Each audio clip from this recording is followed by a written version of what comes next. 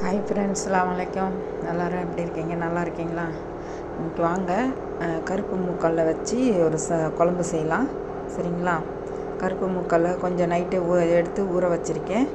3 முட்டை, தேங்காய், வெங்காயம், தக்காளி, 2 வெங்காயம், 2 தக்காளி, கருவேப்பிலை, கொஞ்சம் நெல்லிக்காய் சைஸில் புளி கொஞ்சம் ஊற வச்சுருக்கேன், கொஞ்சம் கொத்தமல்லி. சரிங்களா? வாங்க எப்படி செய்கிறதுன்னு பார்க்கலாம். ஃபஸ்ட்டு இதை அரைச்சிக்கிட்டு வந்துடலாம். தக்காளி வெங்காயத்தை போட்டு அரைச்சிக்கலாம். தேங்காயெலாம் போட்டு எல்லாத்தையும் தேங்காய், தக்காளி, வெங்காயம் எல்லாத்தையும் போட்டு அரைச்சிக்கலாம். சரிங்களா? ஃப்ரெண்ட்ஸ், இங்கே பாருங்கள், அரைச்சிட்டு வந்தாச்சு. இங்கே பாருங்கள், அரைச்சிட்டு வந்துட்டேன். இப்போ வாங்க எப்படி வைக்கிறதுன்னு பார்க்கலாம். சட்டி குக்கர் அடுப்பில் வச்சுட்டேன். எண்ணெய் தேவையான அளவுக்கு எண்ணெய் ஊற்றிக்கிறேன்.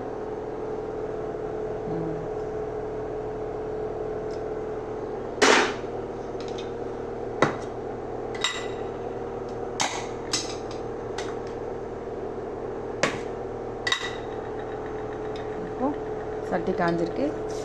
கடுகு நூறு போட்டுக்கிறேன். கொஞ்சம் வெந்தயம் போட்டுக்கிறேன். இப்போ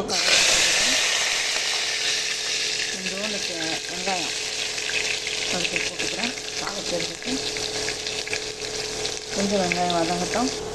இப்போ கொஞ்சம் பூண்டு போட்டுக்கிறேன். நல்லா வதங்கிடுச்சு. இப்போ அரைச்சி வச்சுக்கிறேன். உழுதை போட்டுக்கிறேன். அரைச்சி வச்சுக்கிறேன். உழுதை போட்டுக்கிறேன்.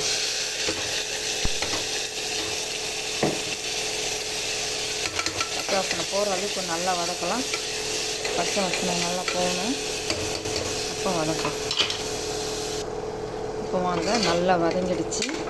சரிங்களா? நல்லா வதங்கிடுச்சு. இது குழம்பு மஞ்சத்தூள், மிளகாத்தூள் போட்டு வச்சுருக்கேன். குழம்பு மிளகாத்தூள் அதை போட்டுக்கலாம். அது கூடிய கடலையும் போட்டுக்கலாம்.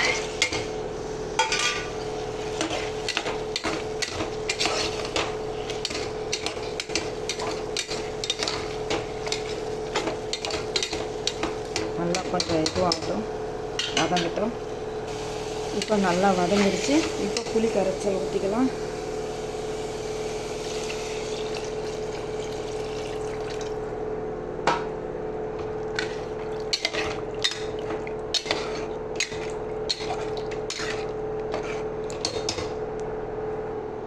இப்போ தேவையான அளவுக்கு தண்ணி ஊற்றிக்கலாம். கொஞ்சம் தண்ணியாட்டம் இருக்கணும். ஏன்னா அதில் முட்டை ஆம்லேட் போட்டு போடுறது.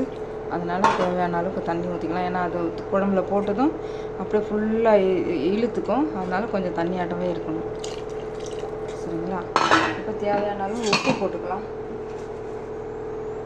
தேவையான அளவு உப்பு. சரிங்களா? இப்போ குக்கரை மூடிக்கலாம். கொஞ்சம் கொத்தமல்லி போட்டு குக்கரை மூடலாம். சரிங்களா? தேவையான அளவுக்கு கொஞ்சம் தண்ணியாட்டவே போடணும். தண்ணியாட்டம் தான் இருக்கணும் இது கொஞ்சம். ஏன்னா முட்டை ஆம்லேட் போட்டு போடுறோம். அதனால் தண்ணியாட்டவே இருக்கணும். சரிங்களா?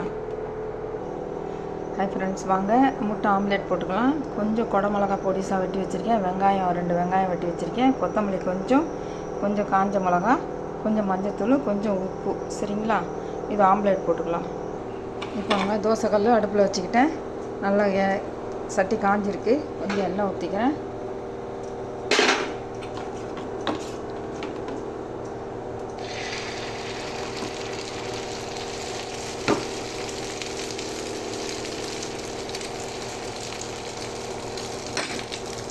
சின்னதாகவே போட்டுக்கலாம். அப்போ தான் குழம்புல போட முடியும்.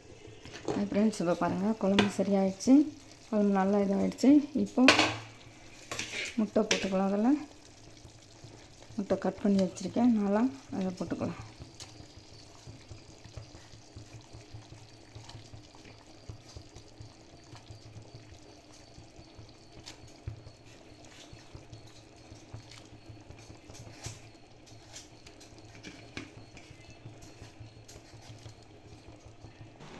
ஹாய் ஃப்ரெண்ட்ஸ், வாங்க, இப்போ குழம்பு ரெடி ஆகிடுச்சு.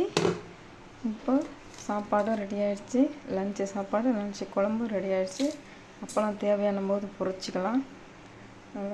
வாங்க சாப்பிடுங்க. பிடிச்சிருந்தால் லைக் பண்ணுங்கள், ஷேர் பண்ணுங்கள். சரிங்களா? பிடிச்சிருந்தால் லைக் பண்ணி ஷேர் பண்ணுங்கள். ஓகே, பாய். அடுத்த வீடியோவில் பார்க்கலாம்.